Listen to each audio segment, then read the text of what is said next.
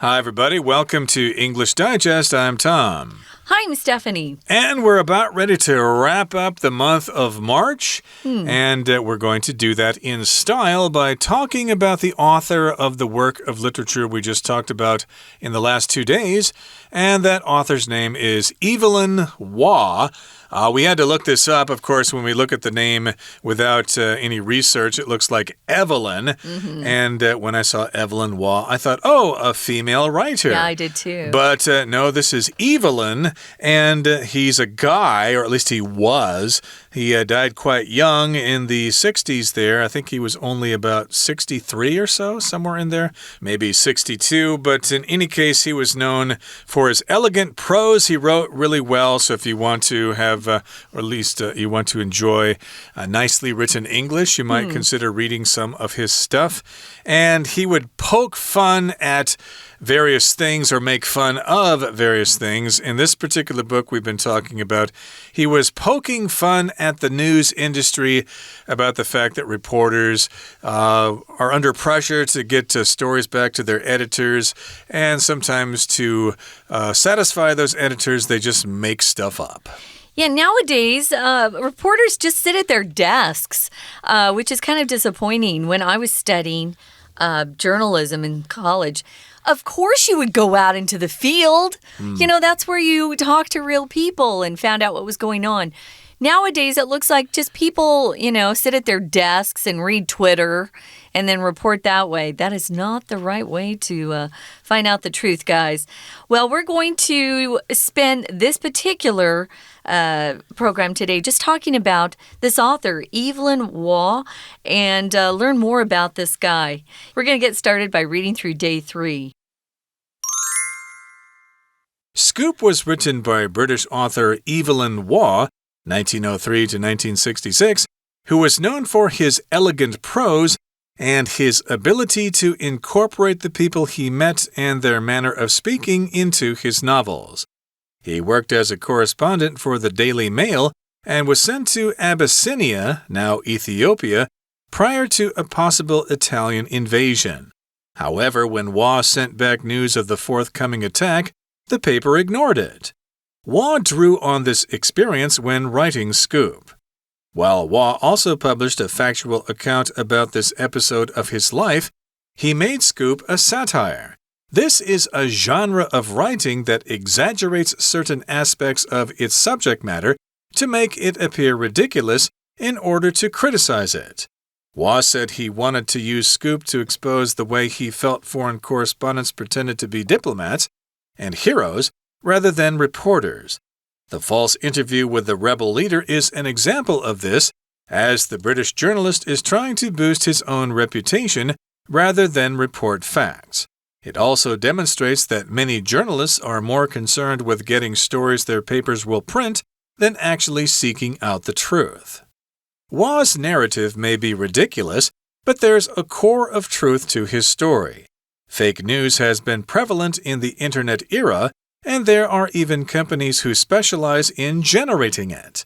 Corker and his fellows would fit in well in modern times. Moreover, like the Daily Beast, some modern news companies prioritize big scoops that fit their editorial or political bias over facts. As Scoop shows, the reality of a situation could be very different from what's reported in the news. Okay, guys, it's day 3. This is usually my favorite day. I like to learn more about the authors, their background, what led them to start writing, and, kind of what successes they had, failures, whatever. It's always kind of interesting. So, Scoop was written by a British author. The author's a guy. His name was Evelyn Waugh, and lived from 1903 to 1966. And as Tom had mentioned earlier, died quite young at 62. And this particular author was known for his elegant prose.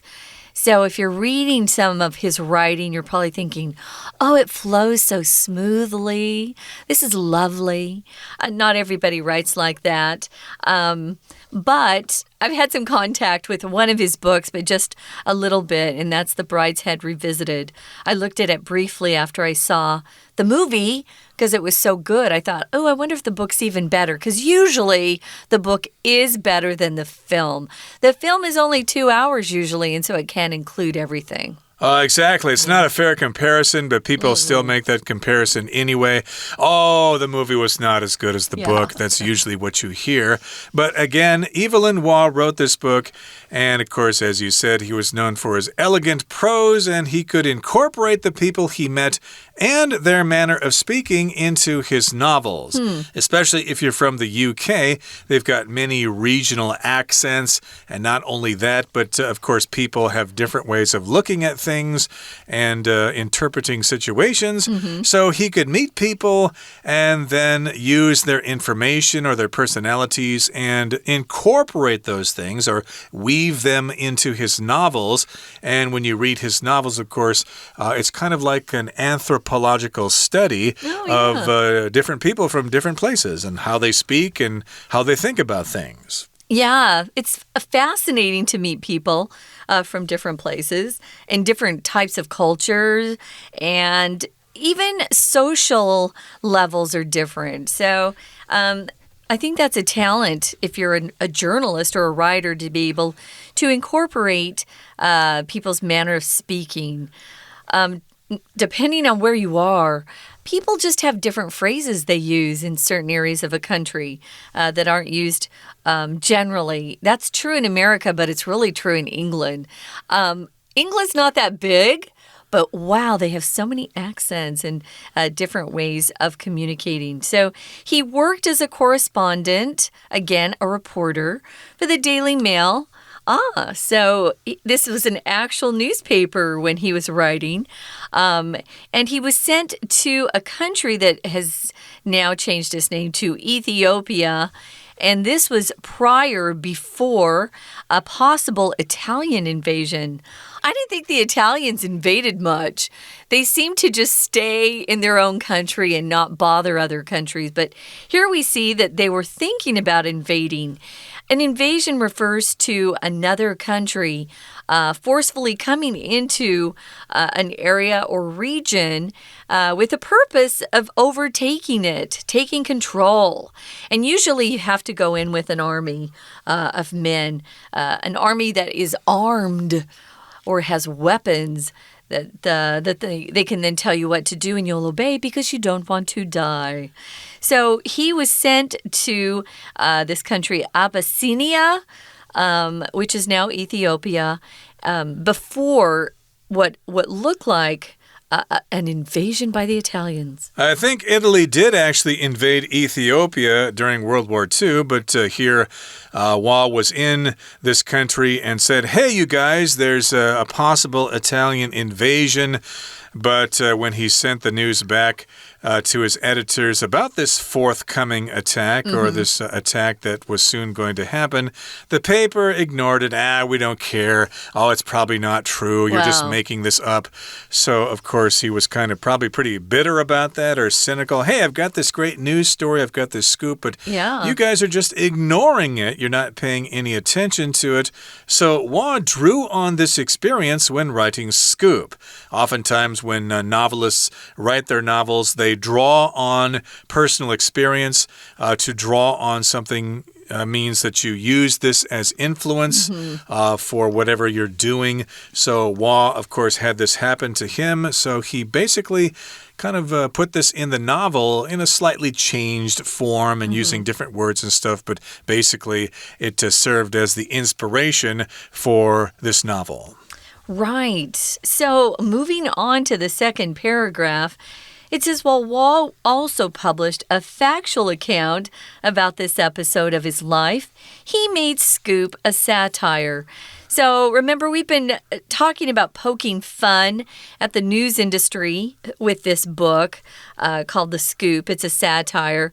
It's written in kind of a serious way, but at the same time, it's mocking whoever the book is about. Satires are kind of fun. Now, if you write a factual account, it means you're putting truth in there. What you're writing is based on facts that you can verify, that you can see with your own eyes, and you have witnesses. Usually reporters used to have 2 sources for every piece of news they reported. And it couldn't just be on background or anonymous. And nowadays, they just make up stuff and they say, oh, it's anonymous, I can't tell you. So it's a shame. Right, but in any case, the point is that he drew on this experience when writing Scoop. He wrote about this. He gave a factual account of it. And then he made Scoop a satire, which means you're making fun of something. Political cartoons are an example of satire. They usually will draw political figures in exaggerated form as caricatures and things like that in different kinds of situations. Yes, those political cartoons are quite common here in Taiwan and in the United States. And of course, you can do satire in novel form or movies or whatever. Now, it says this is a genre of writing that exaggerates certain aspects of its subject matter to make it appear ridiculous or silly or something you can mock or make fun of, poke fun at. Genre is a word, and it means, in French, it just means a kind of something. So it's a type or a category. So this is a category or a type of writing that really exaggerates certain aspects. And so it makes whoever the subject that it is focusing on appear really stupid, ridiculous, silly, so that people are laughing at it. And they're doing it because they want to criticize something they don't agree with, something that they really are not fans of. So Waugh said he wanted to use Scoop to expose or show the way he felt. Foreign correspondents pretended to be diplomats and heroes rather than reporters. Oh, so he has a problem with news reporters themselves. So foreign correspondents, he felt like, oh, they would go over there and they pretended to be diplomats. Remember, if you're a diplomat, you actually represent your country and you are in another country and you're helping the relationship between those two countries improve, or maybe you're trying to negotiate a deal so those two countries don't break out into a war. So diplomats are supposed to be very, very skilled at good communication so that you don't have to reach the point where war breaks out. That's not the goal. Although it seems like we have wars everywhere right now, so maybe that is the goal. Who knows? Right, and here it says, of course, he felt that foreign correspondents pretended to be diplomats. Yeah. They pretended to be in that position, and they also pretended to be heroes and not really reporters. And so he was sort of mocking news reporters as well because he saw it firsthand when he was doing assignments himself. Okay, that brings us about to the midway point in our lesson for today. Let's turn things over now to our Chinese teacher. 听众朋友大家好，我是安娜。我们前2天带大家看完了这一本 Scoop 独家新闻的小说，作者是一个英国作家，叫做 Evelyn Waugh。他写的散文很优雅，而且只要他遇到的人跟说话的方式，他都可以把它写进小说，很厉害的哦，就因此而闻名。所以我们在第一段第一句就看到我们刚刚说的内容，不过带了非限定用法补充说明的关系子句。当然先行词就是 British author Evelyn Waugh 逗点之后的 who 一直到句尾，句子有点长哦， novels 这个地方结束。可是还没结束，因为其实这个 who 到句尾好长的这个补充说明的关系子句里面还有一个限定用法关系子句。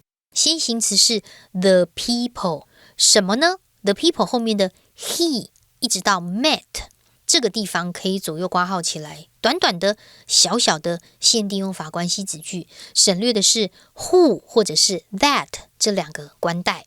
好，那么到底这个 Waugh 这个英国作家他之前是做什么的呢？其实他在这个写小说之前呢，他本来以前是 Daily Mail 每日邮报的通讯记者。那有一次呢，有可能发生一个意大利侵略行动之前呢，他就被派到阿比西尼亚 Abyssinia， 也就是现在的 Ethiopia， 就是伊索比亚。可是当时当 Waugh 把即将发生袭击的消息传回去的时候，报社居然对他的报道置之不理耶。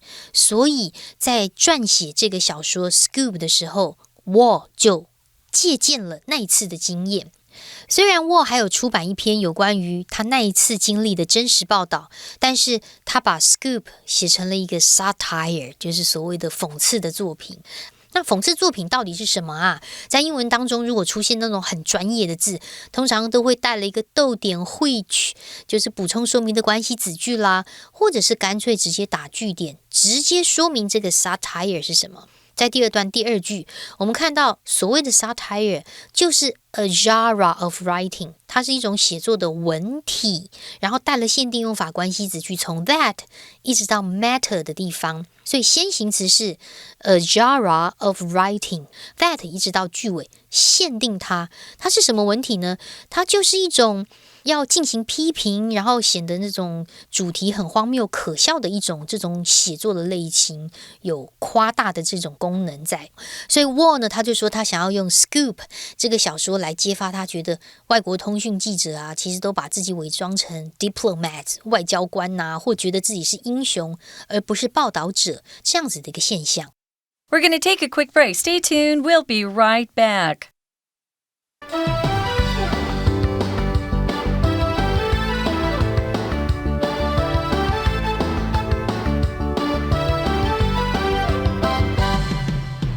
Welcome back, guys. We're talking about the life of British author Evelyn Waugh, who lived from 1903 to 1966 and wrote our feature novel called Scoop.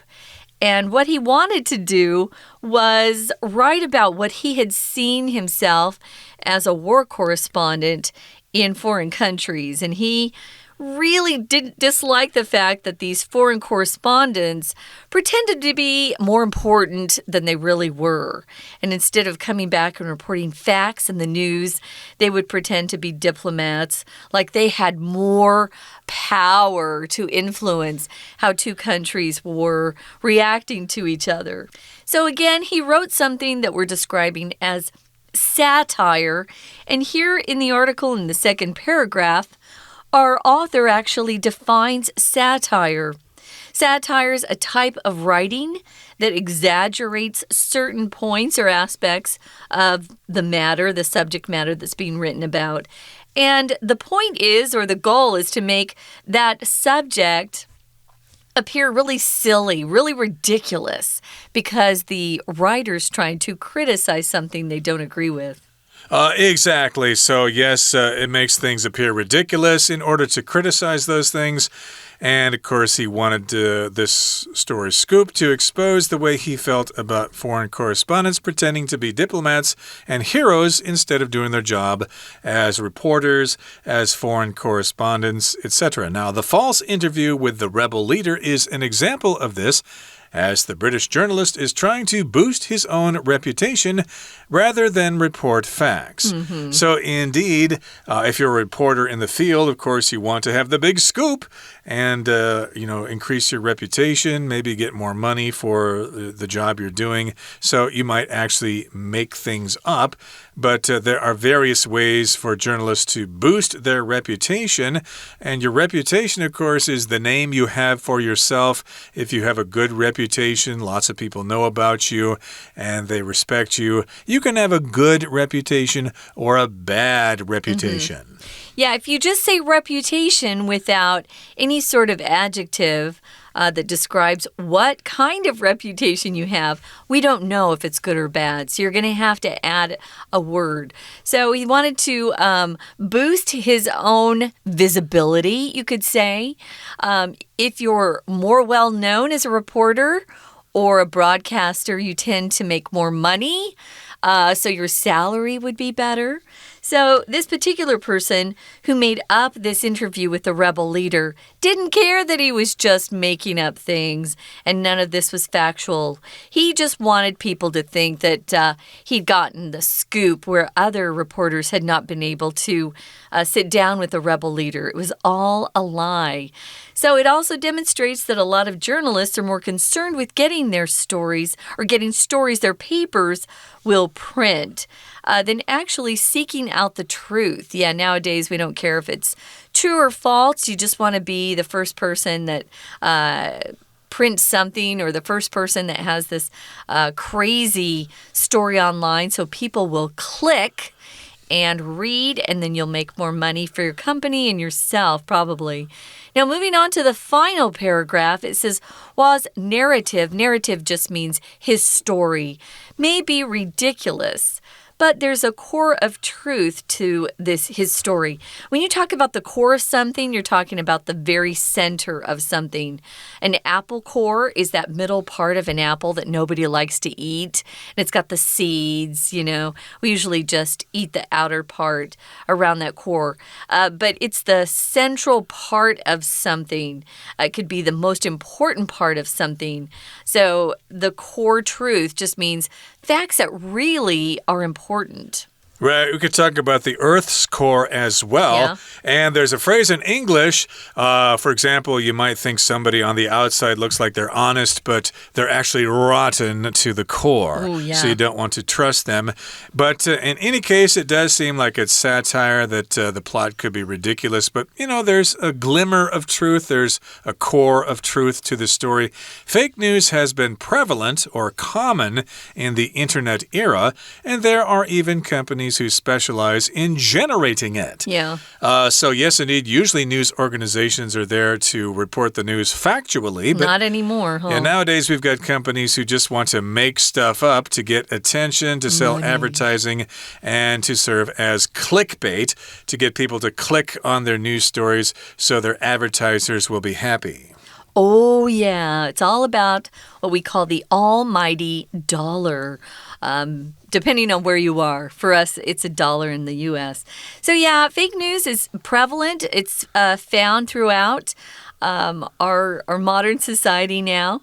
And like Tom said, there are even companies who specialize in generating it. Generate is to produce. Now, Corker, he was the crude, rough reporter. He and his fellow reporters would fit in well in modern times. Oh, they would, actually. Moreover, or in addition, like the Daily Beast, some modern news companies prioritize big scoops that fit their editorial or political bias over facts. It no longer matters what the facts are. You're trying to write something that your particular paper would agree with. So I think most of us out there know which kind of papers we tend to read or which ones we trust, and you'll go to those. So if you prioritize something, you decide which is most important to you. If you prioritize your goal, you'll put your most important goals at the top and the ones that are less important at the bottom. And again, a scoop is just breaking news that you want to be the first person out there that reports it, either posting it on the internet or printing it in a newspaper. Indeed, and of course they want to please their editorial or political bias, or they want to maintain that. So of course we know which organizations are leaning left and which ones are leaning right, and usually people who have those particular political views will get their news from those sites, and they won't really check around and get other information. So yes, everybody has this bias, this original belief that you have in something, and you won't be influenced by other opinions. You just think that's the way things are, and I'm always going to vote for this particular political party, and I'm going to get my news from this particular source. That's the way it is now. And yes, indeed, people get those scoops to fit their editorial or political bias or prejudice over facts. And as scoop shows, the reality of a situation could be very different from what's reported in the news. So if you've read this book, of course, you know that we can't trust the news totally. But I'm kind of optimistic here. You should probably check around various sources to figure out the situation. It's not like everybody is lying. I think there are some people out there who are trying to tell the truth. You just need to check various sources to make some conclusions yourself. Okay, so yeah, Scoop shows the reality of a situation could be very different from what's being reported in the news. Yeah, I think the best advice we could give you is to read from different sources and then try your best to make a good decision about what you do believe. That's it for us, guys. We're going to listen one more time to our Chinese teacher and then we'll be back. 所以比如说对叛军领导人不实的采访，这件事情就是一个例子嘛，因为这个英国记者在这个小说里面，他就是想要提升自己的名声，而不是真实的报道。他就在拉库说他已经访问到了这个什么侵略的这个首长，所以这样子一个不实的采访是一个例子。不过我们在第二段第4句逗点之后有一个 as， 在这里的 as 啊，我们又要复习一下。as 如果当连接词的时候，好几个意思。第一 because， 第二 when， 第三如同好像，我们还是要根据上下文来去判断它的意思。在这里应该就是表示原因，因为这个英国记者就是想要提升自己的名声，所以他就做了不实的这一种采访跟报道。好，那么接着当然在 Scoop 这样子的一个小说当中，也展现出许多记者其实他们比起实际找起真相，他们更关心的是报社到底会不会刊载他们所播报的故事呢？同样在第二段第5句这个地方，第5句啊，我们看到也有限定用法关系子句，但是关系词省略，先行词就是 stories， 后面从 their papers 一直到 print 这个地方可以左右括号，那么省略的是 which 或者是 that 这个冠带。同样是在这个关系子句当中当成 print 动词的受词，所以关系词 which 或 that 是可以省略的。那当然这个 Waugh 他描述的这一些故事啊，可能是很荒谬啦，不过真的有一个核心的事实，因为像现在网络时代有很多的 fake news 假新闻，就是非常的盛行，甚至还有专门制造假新闻的公司耶。所以 Coker 跟他的同事虽然是20世纪，而且是虚拟的人，不过假设真的有这一群人，他们会很适合活在现在耶。我们来看一下第3段第2句这个地方，也有限定用法的关系子句我们刚刚提到生假新闻的这一些公司 companies 先行词，后面从 who 一直到句尾的地方可以左右括号。那么当然呢，有一些现在的新闻公司啊，其实他们还是会优先考虑要这个印刷啊，或者是要刊登符合他的社论或符合他政治偏见的所谓的独家，而不是事实。在第3段第4句这个地方也有限定用法的关系子句，先行词是 big scoops， 也就是大的独家新闻，大独家。 that 一直到后面的bias 可以左右括号起来，它是一个限定用法，限定那个所谓的独家是什么，也就是一定要符合他们的这个政治立场啊，或者是社论立场才会去刊登。就好像独家新闻这个小说所展现的，其实现实的情况跟新闻当中被报道的情况是大不相同的。所以我们在第3段最后一句话这里的 as 我们刚刚说 when because 如同好像，根据文意来判断，在这里的 as 就是如同的意思。好，那希望大家经过这一次的 Scoop 小说的导读之后，能够唤起大家对于媒体的一种素养能力的意识。我是安娜，我们下次见。That's all for today. Thanks for joining us, and we look forward to seeing you when our next month begins, the month of April. Don't let anybody fool you on April Fool's Day. Right. From all of us here at English Digest, my name is Tom. I'm Stephanie. Goodbye. Bye.